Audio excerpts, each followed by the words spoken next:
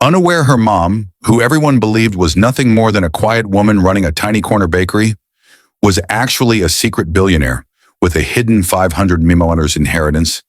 He divorced her daughter for being too poor, choosing instead to marry his glamorous mistress, believing he was upgrading his life. But everything he thought he knew about wealth, loyalty, and power shattered the day the humble bakery girl returned. Because before he signed those divorce papers, he never asked why her mother worked sunrise to sunset in a bakery she could have easily sold for fortunes. Or why she always warned her daughter that wealth reveals character.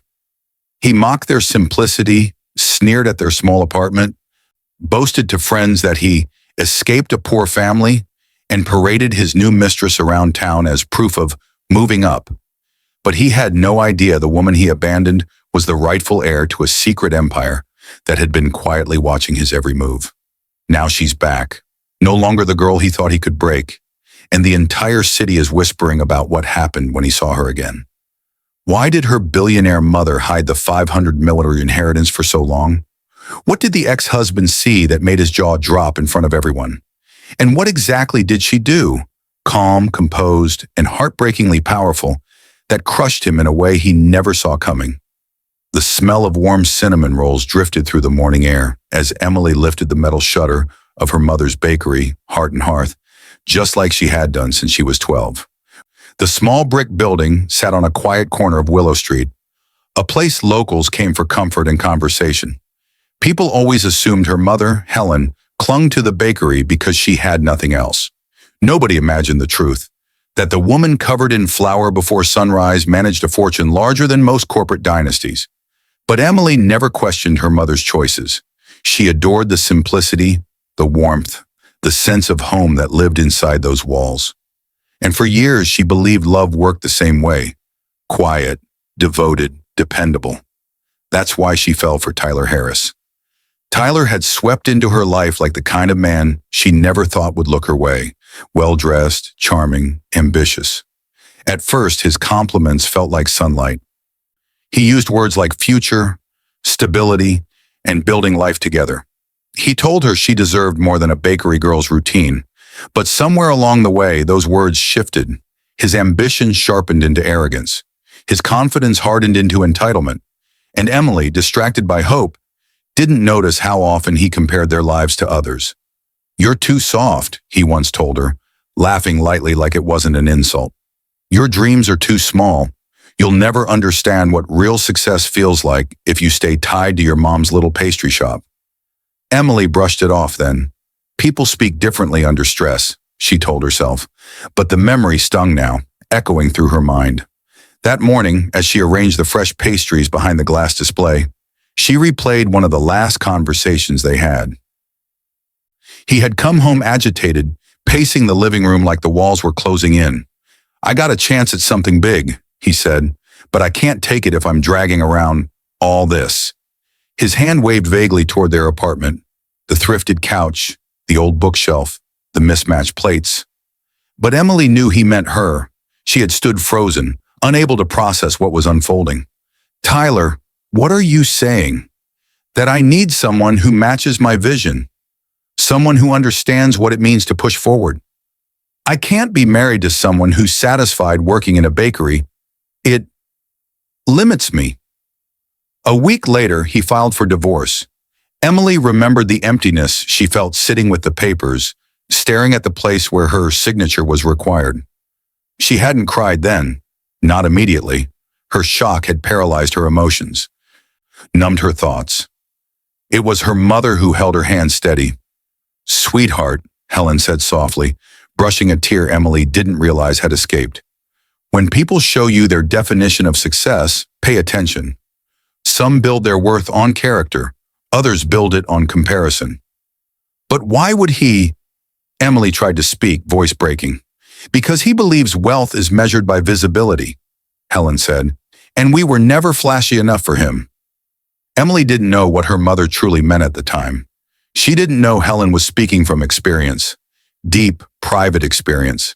She didn't know that the same man who abandoned her for lack of status would someday realize she had more power than he ever dreamed of. But that morning in the bakery, Emily only felt the ache of being discarded. As she served the first customers, she kept her smile steady even though her heart still cracked in quiet places. People asked about Tyler, curious but polite. She simply said they were going their separate ways. Nobody pressed. Around noon, her mother emerged from the back office where she handled inventory. Her face carried a softness, but her eyes, sharp, thoughtful, watched Emily carefully. "You're working too hard today," Helen murmured. "I need to keep busy," Emily said, wiping her hands on her apron. Helen studied her daughter, then looked toward the window where sunlight poured onto the wooden tables. She sighed, shoulders lifting slightly, as if carrying a weight she'd held for decades. "Emily," she said quietly, "there's something you need to know." But before she could continue, the bakery door opened, and in walked Tyler. His arm was linked with a woman wearing diamond earrings so large they sparkled like they demanded attention. His smile was smug, victorious, and when his gaze landed on Emily, it carried a condescending pity, like he had come to show her what she'd lost. Helen's expression changed. Her eyes cooled. Her jaw tightened just enough to be noticed. "Mom?" Emily whispered, confused by the intensity in her mother's stare. But Helen wasn't looking at her daughter anymore. She was studying the man who had broken her heart and the woman on his arm. Emily didn't yet understand it, but this moment, their entrance, her mother's sudden stillness, was the beginning of everything. The first crack in the illusion, the first step toward a revelation that would rewrite every assumption, every belief, every painful wound Tyler had inflicted. And her mother knew it. Tyler stood in the doorway as if the bakery were a stage built exclusively for his entrance. His posture radiated ego, chin lifted, shoulders pulled back, one hand casually resting on the small of the woman beside him. The woman, tall and impeccably styled, scanned the room with a slow, assessing look, as though she believed even standing here was an act of charity. Emily's breath caught, but not from longing, from something colder. Something she wasn't used to feeling. Disbelief at the audacity of the man who had discarded her like a weekend inconvenience. "Emily," Tyler said, stepping forward with a smirk that didn't reach his eyes. "Didn't expect to see you working here again." His tone stretched the word "here" like an insult. Emily swallowed. "It's my mother's bakery. Of course I'd be here." His mistress, Renee, leaned her head on his shoulder in a soft, practiced gesture. "Tyler told me all about this little place. It's quaint." Quaint. The words slapped the air between them with a sugary sting. Before Emily could respond, Helen stepped forward, wiping her hands calmly with a clean cloth. Her expression stayed perfectly neutral, but her eyes carried something razor-sharp, an observant precision that usually meant she was reading someone deeper than they realized. "Tyler," Helen said, "it's been a while." Tyler shifted uncomfortably. Helen had never raised her voice in front of him, but something about her presence always made him fidget. He used to say it was because Helen looked at him like she knew something he didn't, something he was afraid to ask. Renee smiled brightly. "Oh, you must be Emily's mother. Tyler says you make wonderful pastries, very traditional. It must be fulfilling to spend your life doing something so simple." Emily stiffened. Helen, however, merely folded the cloth and placed it on the counter. "It has been fulfilling," she said softly, "more than you might imagine."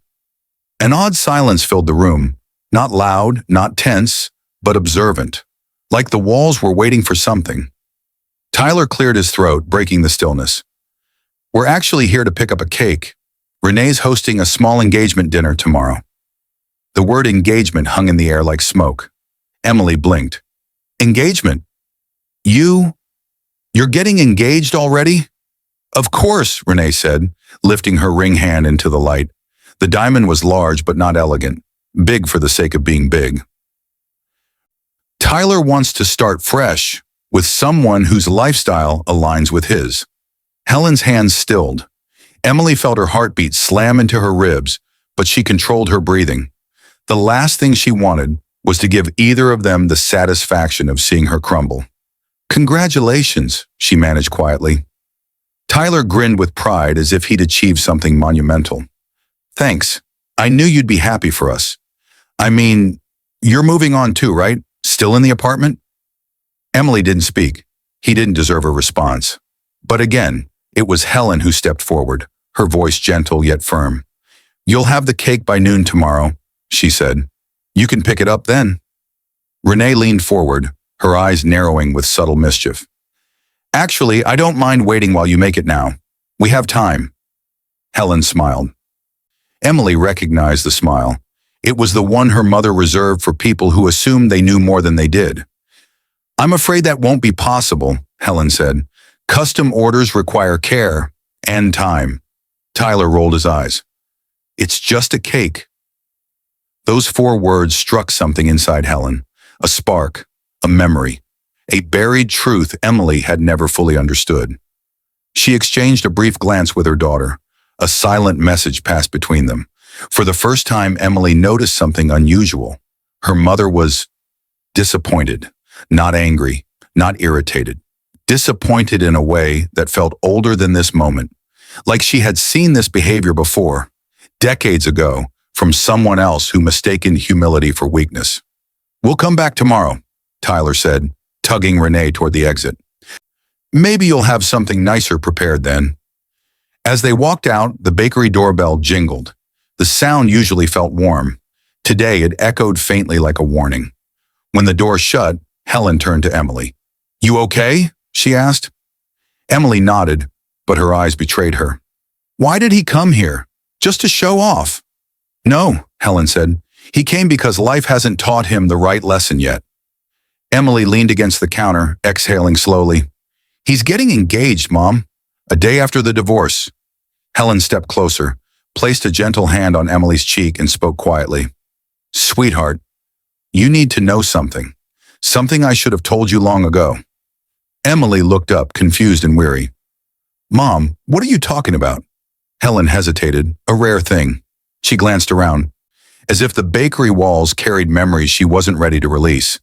For a moment, she seemed to travel somewhere far inside herself. Then she exhaled. "Your grandmother," Helen said, "built something extraordinary, a legacy, an empire, and she entrusted it to me and eventually to you." Emily blinked. "Mom, what do you mean?" Helen's eyes softened, sad, longing, filled with secrets. "You're not poor, Emily. You never were, and neither am I." The air stilled, heavy with unspoken truths. "Your mother didn't run this bakery because she needed the money," Helen whispered. "She ran it to stay human." Emily stared at her, heart pounding, mind spinning. "What empire?" she whispered. Helen opened her mouth to respond, but a car engine revved outside, headlights flashing against the bakery window.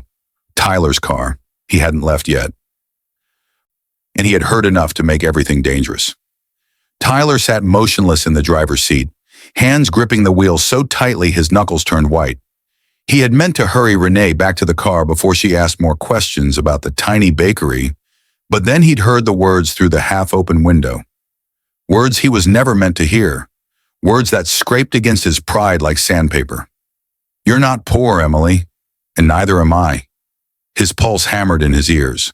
A cold pressure built in his throat like the beginning of panic, yet it wasn't fear. It was something uglier, hungry, a greed that felt cornered. He leaned forward, eyes narrowed through the faint glare on the glass as he watched Helen and Emily inside. 2 women he had dismissed, 2 women he had pitied. 2 women he had walked away from with the smug belief he'd traded up. Now everything inside him twisted. A faint knock on the window startled him. Renee's reflection appeared in the glass as she leaned down, voice sharp. "Tyler, what's taking so long?" He jerked, rolling the window up an inch, shutting out her voice. His mind raced. An empire, inheritance, hidden wealth. Emily, a woman he had belittled, mocked, abandoned, could be sitting on millions? No, he needed more information. He needed to know everything before he made a move, before he reacted in a way that exposed his growing desperation. Back inside, Emily's hands trembled as she processed her mother's unfinished confession. "Mom, what are you saying?" she whispered again. Helen took a deep breath, her shoulders straightening like a woman preparing for a truth she had postponed for years. "I kept this from you because I wanted you to grow into your own character," Helen began. Your grandmother was a powerful woman, Emily. Too powerful, sometimes. The kind of woman men tried to use or manipulate. She didn't want that for me. She didn't want it for you. Emily's breath hitched. She had only vague memories of her grandmother. Soft hands, silver hair, a stern voice softened by affection. She never imagined there had been a kingdom hidden behind those eyes.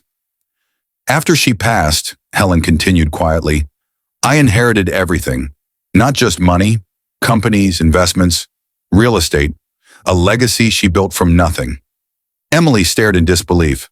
Mom, if you had all that, why live like this? Helen smiled sadly. Because money is loud, and power attracts the worst kind of people. This bakery was the only place where I could be myself, and I wanted you to grow up seeing what kindness looks like without the filter of wealth. Emily's eyes watered. But why not tell me? Why wait until now? Because, Helen whispered, you loved Tyler, and I needed to know if he loved you. Emily froze. And now, Helen added, voice firming, we have our answer. A soft gasp slipped from Emily's mouth as the truth settled around her like cold air. Tyler hadn't just betrayed her, he had disqualified himself from a life he could have had, not through poverty but through character.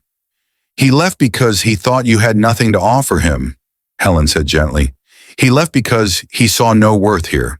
But wealth doesn't change a person, Emily. It reveals them. Emily touched the edge of the counter, grounding herself. Memories flashed. Tyler's dismissive comments, his constant comparison to others, his sharp words when she talked about her simple dreams. When were you going to tell me? She whispered. When you were ready, Helen said. When your heart could hear it without confusing it for revenge or reaction. When you understood that your value was never tied to the wealth behind you. Before Emily could respond, the bakery door opened. Tyler stepped inside. But this time he wasn't swaggering. He wasn't smirking. He wasn't showing off. He looked rattled, eyes wide with a mixture of urgency and rehearsed innocence, the kind of expression people wear when trying to pretend they didn't overhear the truth. Emily, he began, voice unsteady but attempting calm. I think we need to talk. Emily stiffened. Helen shifted subtly in front of her, protective, like a quiet shield. There's nothing to talk about, Helen said firmly. Tyler shook his head, ignoring her. His eyes remained locked on Emily. I think there is. I think we ended things too fast. Emily stared. What? Tyler stepped closer, his tone softening with suspicious tenderness. I made mistakes, Em. Big ones. I let ambition cloud what really mattered. I should have appreciated you more. I should have understood your background better. Emily narrowed her eyes. My background? You mean the background you thought wasn't good enough? Tyler swallowed. I didn't mean it like that. I didn't know certain things. Helen's expression sharpened. What things would those be? Tyler hesitated, then forced a gentle smile. I want to make things right. Maybe we could start over. Talk things through. Just you and me. Emily's chest tightened, not with hope, but with clarity. The kind of clarity that stings until it strengthens. She stepped out from behind Helen. Tyler, she said softly, you didn't love me. You loved the idea of where I could take you. And when you decided I wasn't enough, you threw me away without hesitation. That's not true, he protested. It is, Emily replied, her voice steady. I begged you to talk. You refused. You walked away and got engaged the next day. I wasn't enough for you then. But now I am? Tyler flinched. He didn't answer. He couldn't, because the truth had exposed him long before she did. Emily took a breath and stepped back. Leave, Tyler. There's nothing left here for you. Tyler opened his mouth to speak again, but Helen's hand lifted slightly. A silent warning, a boundary, a promise. He hesitated, shaken by something in Helen's calm stare, and finally turned toward the door. But as he stepped outside, he glanced back once more, eyes burning with a new determination. Not the determination of a man in love, but of a man calculating, plotting. And Emily felt something shift inside her. This wasn't over. Not yet. The next morning arrived with a gray, muted sky, One of those mornings where the world felt quiet just before something shifted. Emily woke early, the ache of the previous day still resting heavily in her chest. But beneath the ache was something new, a firmness, a spine she hadn't known she possessed. She found her mother already in the bakery kitchen packing the engagement cake Tyler had ordered. The white frosting glowed softly, decorated with delicate hand-piped roses, a masterpiece meant for a celebration that wasn't hers. "You're actually making it?" Emily asked softly. Helen didn't look up. "A promise is a promise, and I want him to see that my integrity isn't determined by his behavior." Emily hesitated, then nodded. There was a strength in that she admired. But as she reached for her apron, Helen's hand touched hers gently. "No work today," her mother said. "I want you to come with me." Emily blinked. "Where?" Helen's eyes softened. "To see what you're inheriting." The words stole Emily's breath. They drove for nearly 40 minutes, past the neighborhoods she knew, through quiet suburbs, and into an industrial area where polished buildings gleamed behind security gates. Helen flashed a card at the guard booth. The gate lifted instantly. "Mom, what is this place?" Emily whispered. Helen smiled faintly. "Your grandmother's headquarters, and now, ours." As they entered, employees greeted Helen with respect that bordered on reverence. Emily stared, stunned, as doors opened into a modern lobby with tall glass walls, marble floors, and a massive engraved plaque. Harrington Industries. "Mom, your maiden name is Harrington," Emily whispered. Helen nodded. "Your grandmother started this company as a small transport service. Now it owns logistics networks, commercial rentals, software assets, and investments across the country." Emily's knees weakened. "And all this belongs to you?" "And someday to you," Helen said quietly. "But only if you choose it." Emily touched the marble railing, feeling the weight of something she didn't know she carried. She understood suddenly why her mother had hidden all this. Wealth this size wasn't just money. It was power, attention, manipulation, danger. And Tyler would have drowned himself in greed if he'd known. They toured silently until they reached a private office overlooking the entire compound. On the desk lay a sealed envelope. Helen picked it up and handed it to Emily. "Your grandmother wrote this for you," she said. "I wanted to wait until you were older." Life pushed the timing forward. Emily opened it with trembling fingers. Inside was a handwritten letter, soft with age. "My Emily, if you are reading this, life has carried you through storms and revealed parts of the world I wish to protect you from. Know this, power means nothing without character. Choose love wisely, trust slowly, and never let money blind you to kindness." Emily pressed the letter to her chest. "Mom," she whispered, "I wish she were here." Helen touched her shoulder. "She is." Before Emily could speak again, Helen's phone buzzed. She glanced at the screen and frowned. "He's here." "What? Who?" Emily asked, but she already knew. Tyler. 15 minutes later, they returned to the bakery. Tyler stood outside, pacing beside his car, the engagement cake box in his hands like it weighed 100 pounds. Renee was nowhere to be seen. He rushed forward the second he spotted Emily. "Emily, please. We need to talk again." "No, we don't," Helen said, stepping between them with graceful authority that suddenly made complete sense to Emily. Tyler's eyes darted nervously. "Yesterday, I wasn't myself. I was stressed, confused." "You were overhearing," Helen corrected softly. Tyler froze. Emily felt her stomach twist. "So you know," she whispered. Tyler swallowed. Look, I didn't mean to. The window was open. But Emily, listen. You should have told me. We could have worked through things, built a future. You and me, we belong together." Emily stared at him, stunned by the desperation under his charm. "We belong together," she repeated. "Yesterday, you told me I limited you." "I was wrong," he breathed. "I didn't realize what your mom was hiding. I didn't realize—" "There it is," Helen whispered. Tyler blinked. "What?"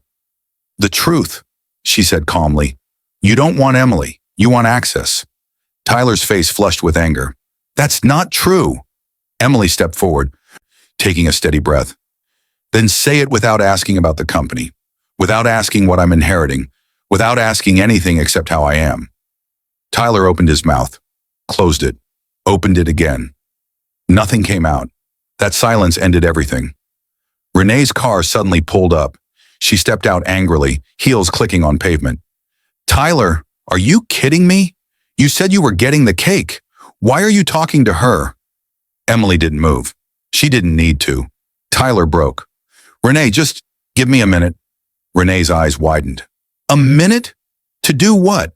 Crawl back to your ex-wife now that she turned out to be worth money? The street went silent. Tyler's face twisted. You don't understand.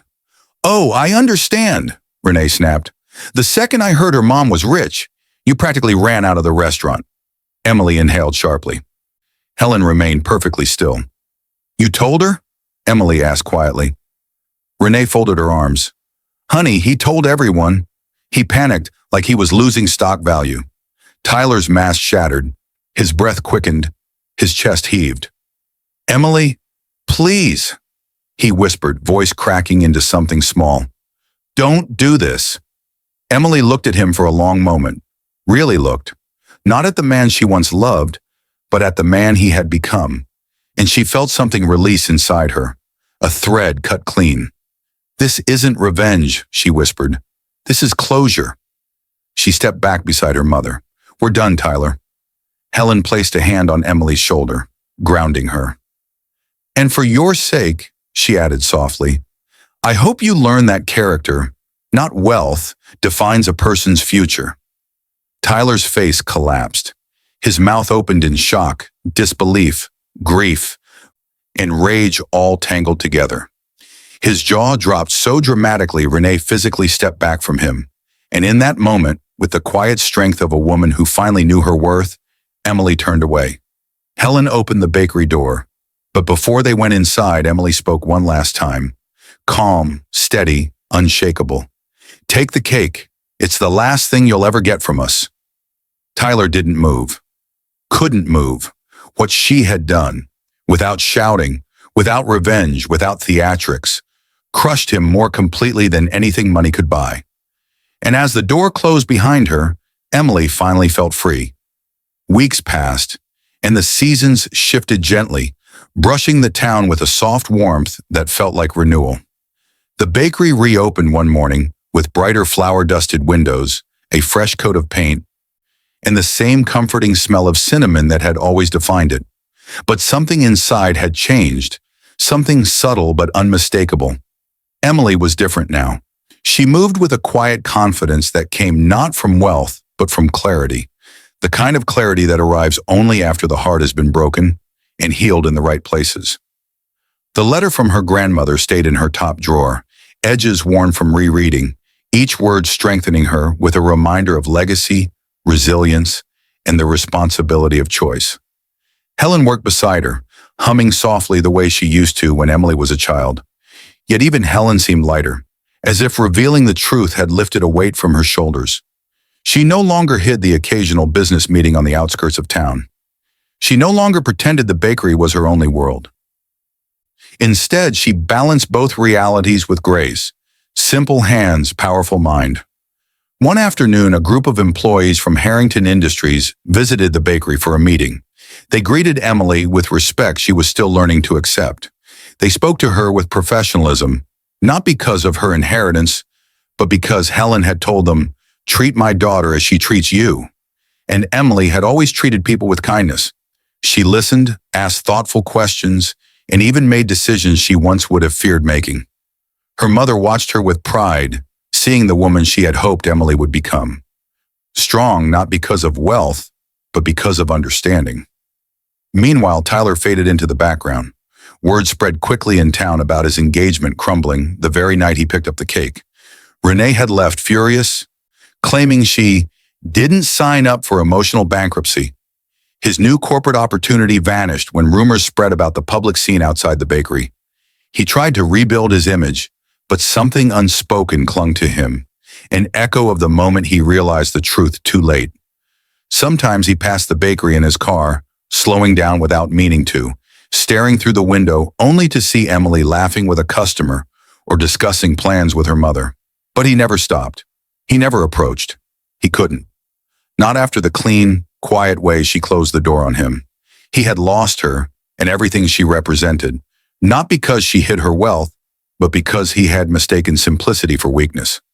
Life, with its ironic symmetry, delivered the lesson he needed most.